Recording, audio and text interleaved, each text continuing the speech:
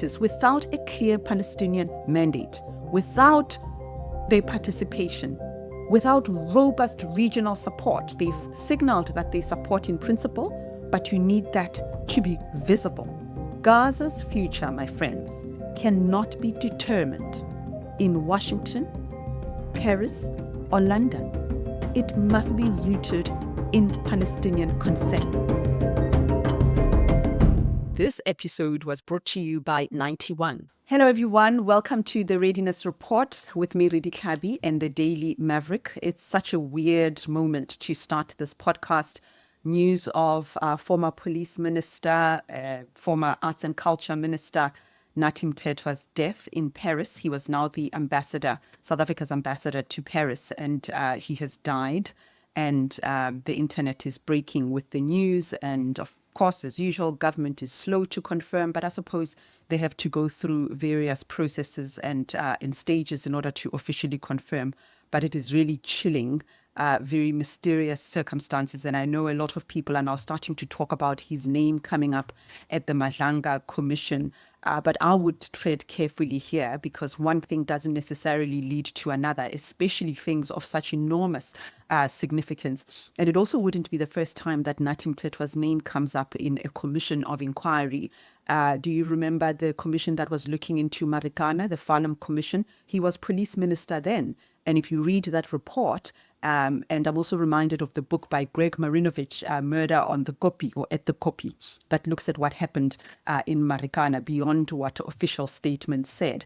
And it was very clear from that inquiry that there was some responsibility that the police minister, the police commissioner, Ria Pierre at that time, that they had questions to answer. And as we know, in South Africa, commissions don't necessarily lead to an obvious next point, which is high-profile prosecutions. So I guess the point I'm making here is that I'm cautious when it comes to drawing some sort of causality or links between what happened in Paris, ending the life of the former police minister, and what's come out of the Madlanga Commission. And I say that because it wouldn't be the first time that there's some controversy linking him as a police minister to something that is catastrophic, something that is big, something that speaks to the failure of the state.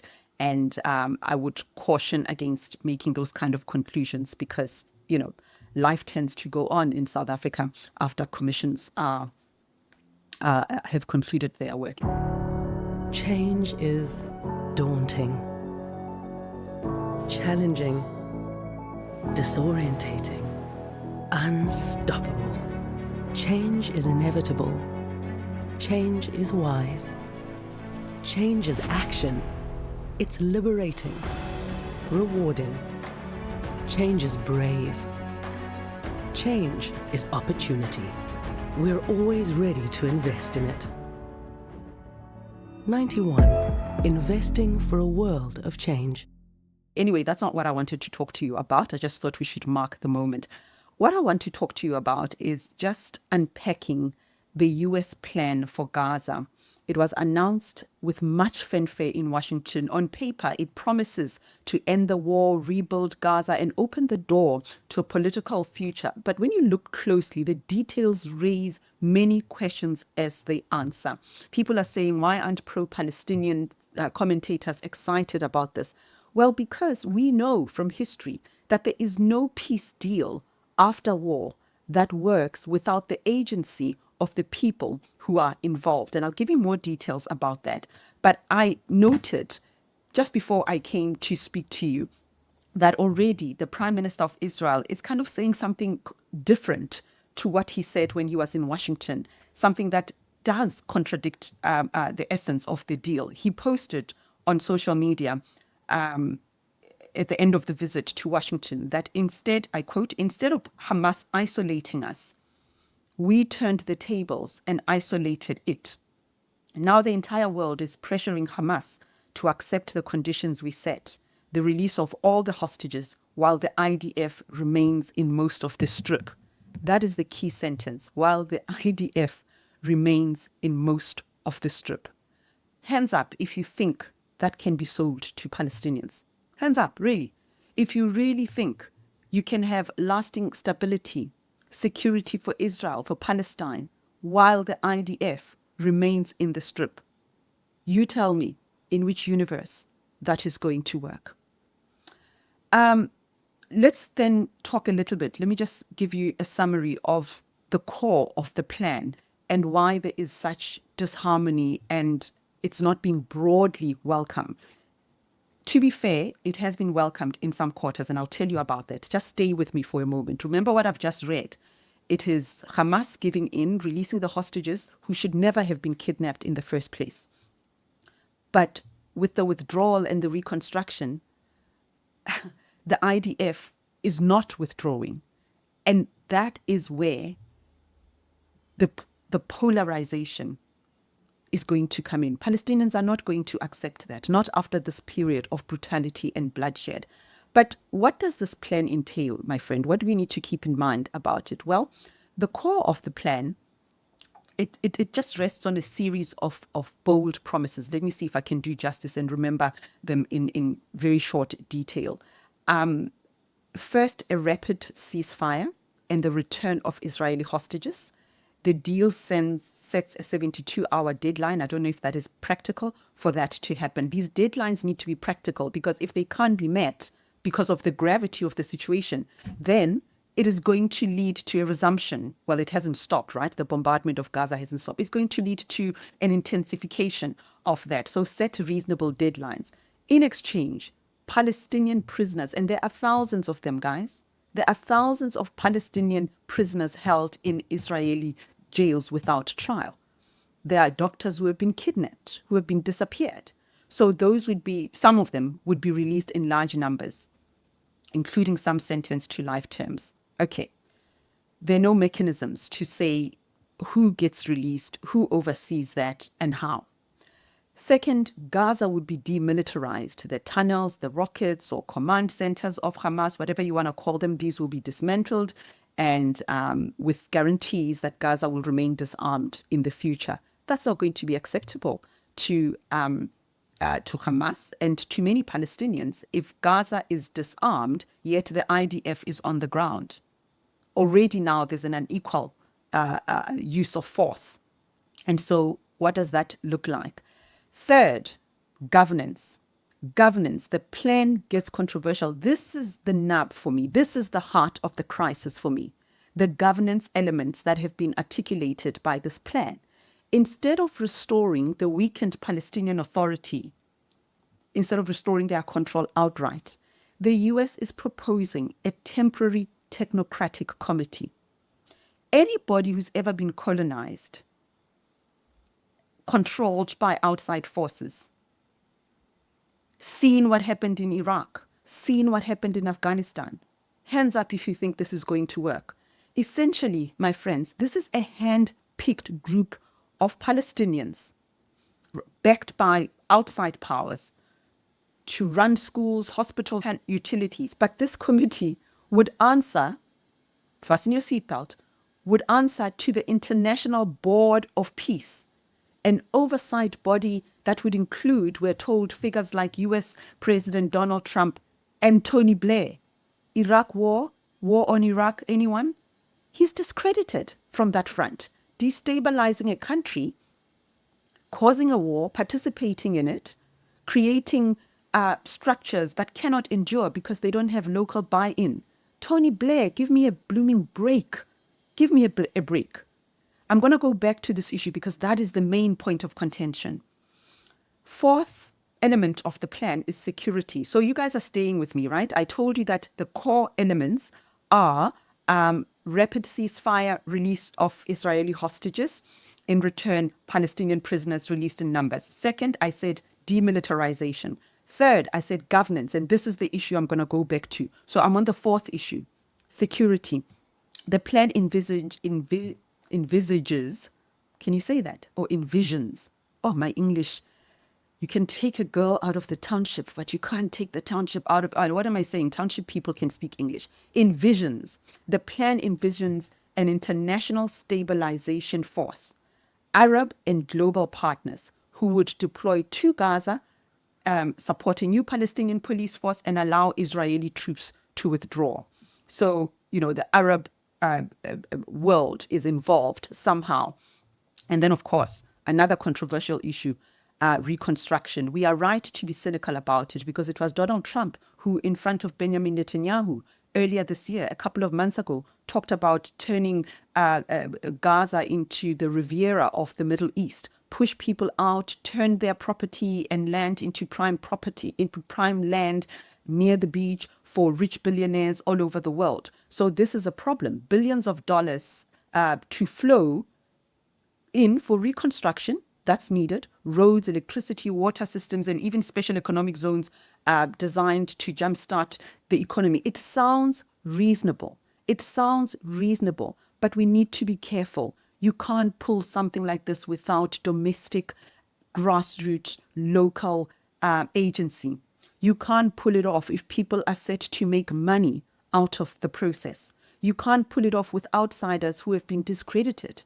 You can't say to a people that has been under occupation that we will continue some sort of neo-colonial project on your land. On paper, it looks like a comprehensive package, but several issues jump out for me. Who chooses these technocrats? If Palestinians are not at the center of the governance committee, how legitimate will it be? What happens if Hamas, which still holds deep roots in Gaza, resist?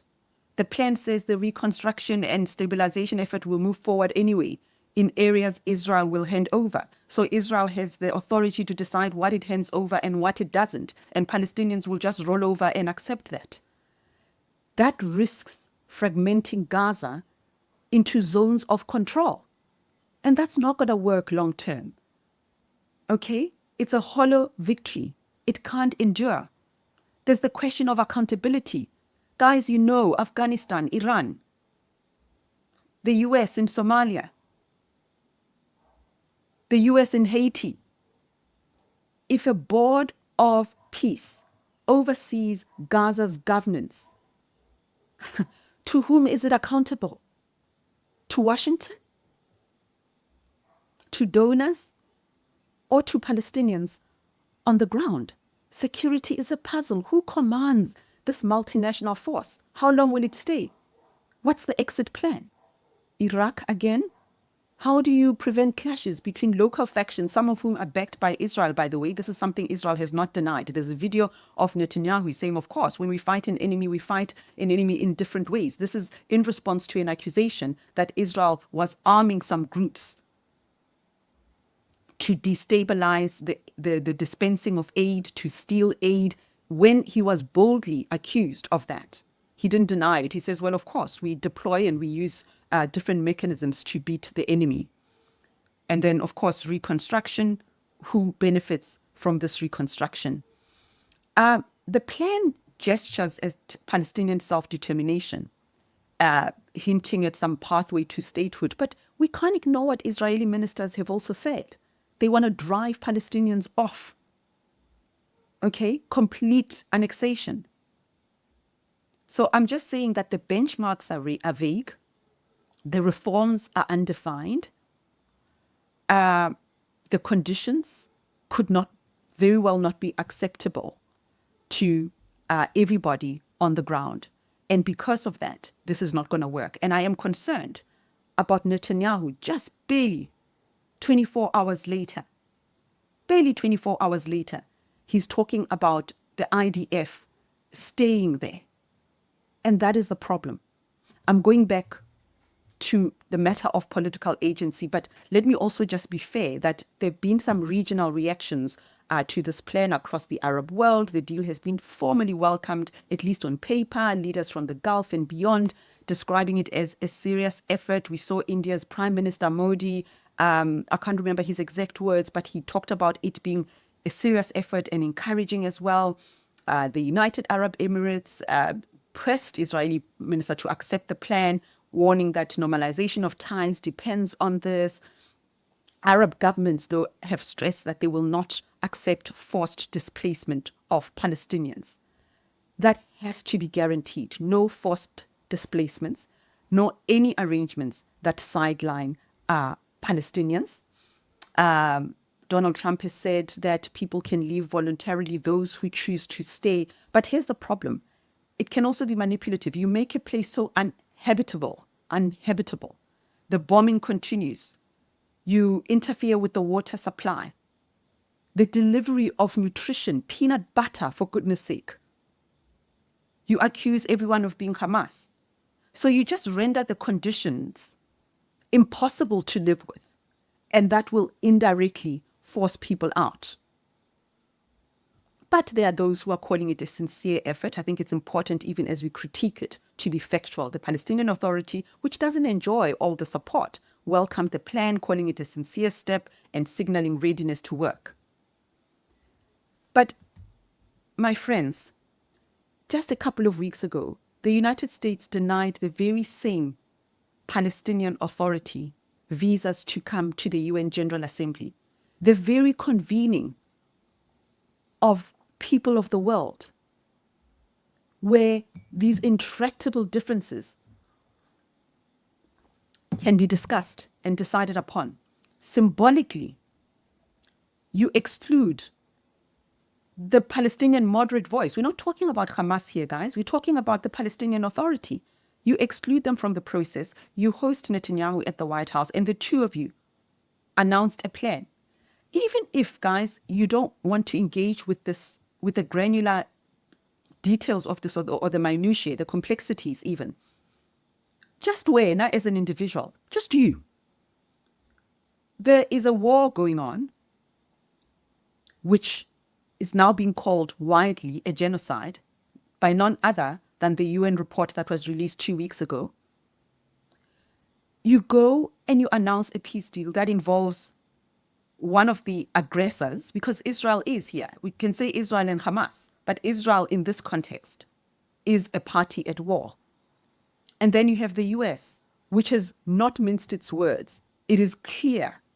Its loyalty and bias gravitate towards Israel. This is not even a controversial point. You don't need to be swearing, calling me an anti-Semite, rolling your eyes. The US is unequivocally bold in its support that there's an inextricable link between Israel and the United States. US lawmakers go to Israel all the time, swear allegiance to Israel. This is not controversial. It's a fact. So you basically have two people on the same side announcing a peace deal, and the other side is not even at an optics level. The least they could have done is just give the Palestinian Authority visas to come to the UNGA and then host them in Washington. So all make a show, as it were, to say we are all in this. All you're doing is leaving a bitter taste. People are looking at you and saying, you are taking over again, having conversations amongst yourselves, typical of the West, declaring what will happen in another region without the people of that region in the room. Okay? It's a high-profile announcement about a post-war era. Can you imagine South Africa's reconstruction happening without Nelson Mandela? Yeah, they tried to make a show of it with the Bantustans, apartheid South Africa, showing that we are united. We were not. The freedom fighters were in exile. They were in prison. What kind of lasting post-apartheid South Africa would we have had without the ANC, without seeing Nelson Mandela? What do you think black people and white people who fought against apartheid would have felt or thought to see an announcement of the end to apartheid and the legislative reforms without the leaders of that movement being in this room? The people whose lives, the people whose land are at the center of this crisis cannot be spectators. That is the point of our podcast today. I've told you the core plan. I've told you that, to be fair, some are welcoming it. I've told you that it does offer some sort of respite, but it doesn't address everything. But the main takeaway from me is that Palestinians cannot be spectators. Why does this matter? Why am I insisting on this? Because, guys, under international law, self-determination is a core principle. were at the UN General Assembly just last week for the most important diplomatic event on the diplomatic calendar. The UN Charter enshrines self-determination, and human rights treaties affirm it. I'm not making it up.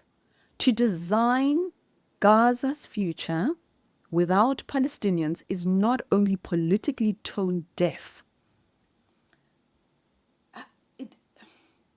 it directly undermines the legitimacy of any arrangement. The International Court of Justice recently reminded the world Palestinians have a right to determine their own political destiny.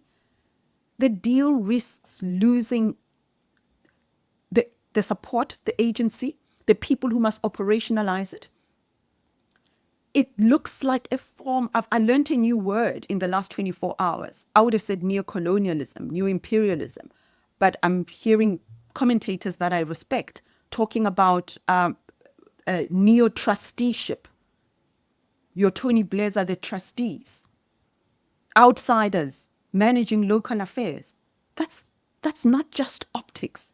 It could harden divisions between Gaza and the West Bank, weaken the Palestinian Authority further, and make reconciliation even harder. And then you do the symbolic things. You deny people visas, the moderates in this place. You go and bomb the negotiators on a friendly nation's soil, Qatar. Apparently Trump asked Netanyahu to apologize just a few weeks ago. How do you think you can make peace work when you keep being the aggressor, even in areas where it's not necessary? You could give the Palestinian Authority just space for the optics. You can give them visas to get to the UNGA. You could not bomb negotiators in the middle of negotiations on friendly soil. Qatar has been an ally of the US at least, even as it plays both sides. And then there's the Blair factor, guys. There's the Tony Blair factor. Tony Blair's reputation, give me a break, from the Iraq War and his controversial tenure as, what do they call him? Quartet, I don't know, it's like a musical term, quartet envoy. They've left deep scars in the region. For many Arabs, his leadership signals external imposition, not partnership. People also going in to make money out of this tragedy.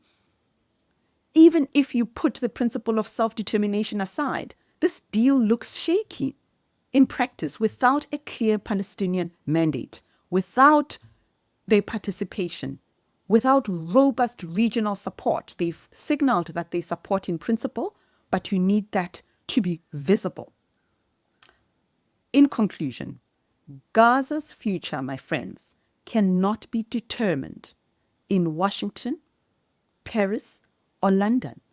It must be rooted in Palestinian consent. And certainly the colleagues I've been speaking to, journalists, writers, activists, they're not supporters of Hamas, they're Palestinian. They're not supporters of Hamas, by the way. But they also don't want to be put in a situation where they must choose between Hamas and outside forces. That's not going to work. That's not going to last. And a respect for international law, a peace deal put together by people who consistently rubbish international law. That doesn't engender trust. And so I'm saying cautious observation, but immediately, I can give you my last dollar, and I only have $1 left. I can give you my last dollar that without the things that I've mentioned, this deal is not going to work.